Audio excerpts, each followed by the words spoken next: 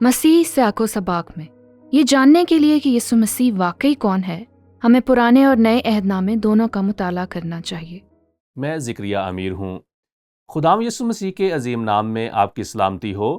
اب جب ہم عبرانیوں کے نام خط کا مطالعہ جاری رکھتے ہیں تو ہمیں یہ سمجھنے کی ضرورت ہے کہ یہ کتاب بنیادی طور پر یہودیوں کے لیے لکھی گئی تھی، اس لیے اسے عبرانیوں کے نام خط کہتے ہیں۔ یسوع مسیح میں خداوند کے پیارو، جیسا کہ آپ کو معلوم ہے کہ عبرانی لوگوں کو فرشتوں کے تعلق سے ایک سنگین مسئلہ تھا۔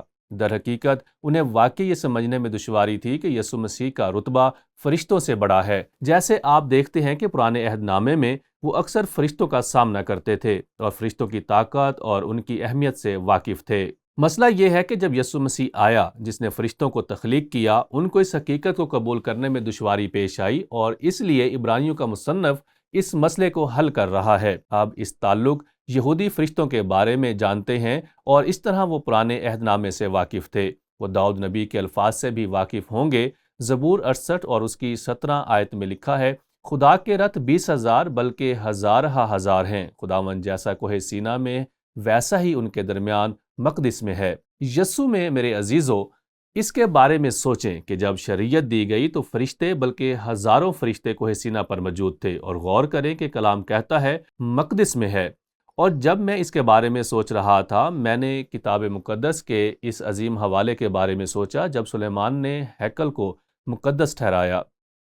وقت کے ایک لمحے میں خداوند نے اس ہیکل کو اپنی حضوری سے بھر دیا، اور ہیکل میں اس کی حضوری کا نشان دھواں تھا۔ وہاں فرشتوں کی موجودگی تھی جو طاقتور مافوق الفطرت مخلوق تھے۔ لہٰذا یہ سمجھنا آسان ہے کہ یہودی اس بارے میں کیوں الجھن میں پڑ گئے تھے۔ اب یہاں ایک اور حوالہ ہے، استثنا 33 باب اس کی 2 آیت، اور اس نے کہا، خداوند سینا سے آیا اور شعیر سے ان پر آشکارا ہوا، وہ کوہ فران سے جلوہ گر ہوا، لاکھوں قدسیوں میں سے آیا، اس کے دہنے ہاتھ پر ان کے لیے آتشی شریعت تھی۔ یہ 1,00,000 قدسی کون تھے؟ وہ فرشتے تھے۔ میرے عزیزو، تو آپ نے دیکھا یہودی فرشتوں کے بارے میں سمجھتے تھے۔ اب معاملات کو مزید پیچیدہ بنانے کے لیے ایسے ربی موجود تھے جنہوں نے پرانے عہد نامے میں فرشتوں کے بارے میں دیے گئے علم میں اضافہ کیا، اور انہوں نے ان کو اس سے بھی بلند مقام پر پہنچا دیا جو پرانے عہد نامہ میں بیان کیا گیا ہے۔ اور اسی طرح عبرانیوں کا مصنف اس مسئلے سے نمٹ رہا ہے۔ اب ہم فرشتوں کے بارے میں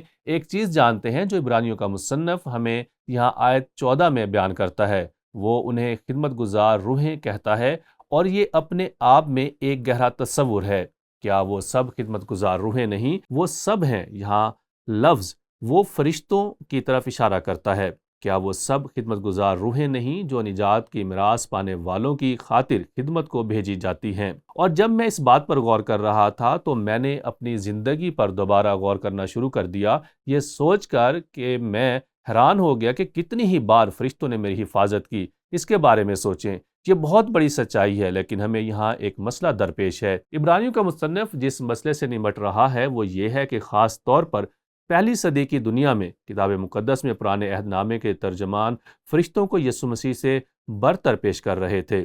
ان کے لیے اس حقیقت کو قبول کرنا نہایت مشکل تھا کہ کوئی بھی انسان جیسا کہ یسوع فرشتوں سے بڑا ہو سکتا ہے۔ بلا شبہ ان سب باتوں میں سے ایک جس کو وہ سمجھنے میں ناکام رہے تھے کہ وہ یسوع ایک انسان سے کہیں زیادہ بڑھ کر تھا، وہ انسان کے روح میں خدا تھا۔ لہٰذا اب یہاں کیا ہوا؟ یہ نہایت دلچسپ بات ہے کہ عبرانیوں کے مصنف نے فرشتوں اور یسوع مسیح کے لیے 7 حوالوں کو ایک ساتھ باندھا جو یہودی پرانے عہد ناموں کو پڑھتے ہوئے چھوڑ دیتے تھے۔ عبرانیوں پہلا باب اس کی 5 آیت کے پہلے حصے سے شروع کرتے ہیں۔ ہم پڑھتے ہیں، کیونکہ فرشتوں میں سے اس نے کب کسی سے کہا کہ تو میرا بیٹا ہے، آج تو مجھ سے پیدا ہوا؟ خدا نے یہ کبھی فرشتوں سے نہیں کہا، صرف یسوع مسیح کو کہا۔ نمبر 2، عبرانیوں پہلا باب اس کی 5ویں آیت کا دوسرا حصہ، اور پھر یہ کہ میں اس کا باپ ہوں گا اور وہ میرا بیٹا ہوگا۔ اور دوسرا سیموئل اس کا 7 باب 14 آیت میں ہمیں معلوم ہوتا ہے کہ یہ حوالہ یسوع مسیح کے لیے ہے۔ نمبر 3، اور عبرانیوں 1 باب 6 آیت میں، اور جب پہلوٹے کو دنیا میں پھر لاتا ہے تو کہتا ہے کہ خدا کے سب فرشتے اسے سجدہ کریں۔ دوسرے لفظوں میں بیٹے کی پرستش کرنی چاہیے، نہ کہ فرشتوں کی۔ پہلی صدی کے یہودیوں میں مسئلہ یہ تھا کہ کچھ لوگ فرشتوں کی پرستش کر رہے تھے، اور مزید برآں یہ تصور مسیحیت میں بھی داخل ہوا اور اسے واضح کرنا پڑا۔ صرف بیٹے کی عبادت کی جانی چاہیے، یعنی یسوع مسیح کی۔ نمبر 4، عبرانیوں پہلا باب اور اس کی 7 آیت، اور فرشتوں کی بابت یہ کہنا کہ وہ اپنے فرشتوں کو ہوائیں اور اپنے خادموں کو آگ کے شعلے بناتا ہے۔ ہاں، وہ طاقتور ہے، وہ مافوق الفطرت مخلوق ہے۔ جب شریعت دی گئی تو وہ کوہ سینا پر موجود تھے، وہ ہیکل میں خدا کی قدرت کے منفرد اظہار میں موجود تھے۔ فرشتے اہم ہیں، لیکن عبرانیوں کا مصنف بات جاری رکھتے ہوئے کہتا ہے، مگر بیٹے کی بابت کہتا ہے کہ اے خدا، تیرا تخت عبدالآباد رہے گا اور تیری بادشاہی کا عصا راستی کا عصا ہے۔ یہ یسوع مسیح کے بارے میں بات کر رہا ہے، نہ کہ فرشتوں کے۔ نمبر 6 آیت 10 سے 12 میں پھر عبرانیوں کے مصنف نے اس زبردست معلومات کو بیان کیا جو کہ پرانے عہد نامے سے ہے، اور یہ کہ اے خداوند، تو نے ابتدا میں زمین کی نیو ڈالی اور آسمان تیرے ہاتھ کی کاریگری ہیں۔ وہ نیست ہو جائیں گے مگر تو باقی رہے گا، اور وہ سب پوشاک کی مانند پرانے ہو جائیں گے۔ تو انہیں چادر کی طرح لپیٹے گا اور وہ پوشاک کی طرح بدل جائیں گے، مگر تو وہی ہے اور تیرے برس ختم نہ ہوں گے۔ دوسرے لفظوں میں بیٹا ابدی ہے، نہ کہ فرشتے۔ اور اسی طرح آپ دیکھ سکتے ہیں کہ عبرانیوں کا مصنف یسوع مسیح اور فرشتوں کے درمیان فرق کو ظاہر کرنے کے لیے پرانے عہد نامے سے ان بیانات کو خوبصورتی سے بن کر یہاں بیان کر رہا ہے۔ عبرانیوں پہلا باب اور اس کی 13ویں آیت میں، لیکن اس نے فرشتوں میں سے کسی کے بارے میں کب کہا کہ تو میری دہنی طرف بیٹھ، جب تک میں تیرے دشمنوں کو تیرے پاؤں تلے کی چوکی نہ کر دوں۔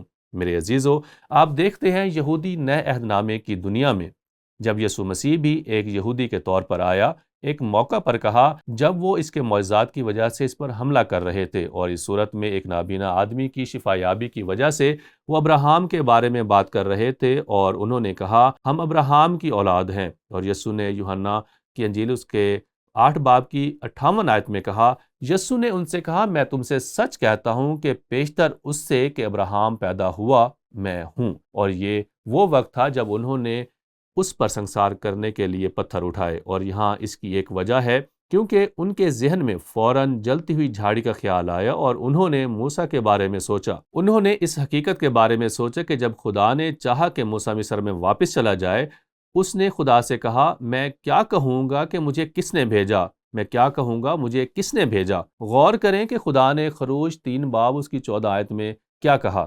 خدا نے موسیٰ سے کہا میں جو ہوں سو میں ہوں، سو تو بنی اسرائیل سے یوں کہنا کہ میں جو ہوں نے مجھے تمہارے پاس بھیجا ہے۔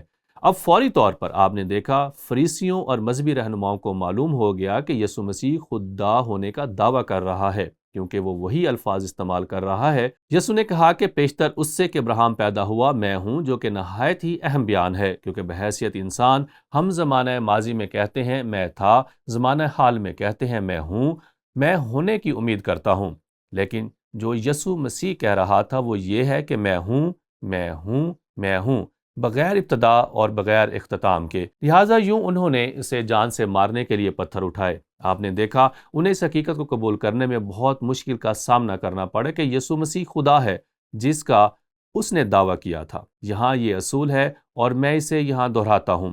یہ جاننے کے لیے کہ یسوع مسیح واقعی کون ہے، ہمیں پرانے اور نئے عہد نامہ دونوں کا مطالعہ کرنا چاہیے، اور جب ہم ایسا کرتے ہیں تو ہمیں پرانے عہد نامے کے نبیوں کے حوالے سے پورا تناظر ملتا ہے جنہوں نے کلام کیا، اور وہ سب کچھ جو بنیادی طور پر انہوں نے کہا وہ یسوع مسیح کے آنے کی بنیاد ڈال رہا تھا، اور نیا عہد نامہ یسوع مسیح کی آمد کی تکمیل ہے۔ لہٰذا خداوند کے پیارو، یہاں غور کرنے کے لیے ایک سوال ہے، کیا آپ آج مختلف مذہبی گروہوں کی وضاحت کر سکتے ہیں جو یسوع مسیح کی تعظیم کرتے ہیں لیکن ایمان نہیں رکھتے تھے کہ وہ خدا ہے جو مجسم ہوا،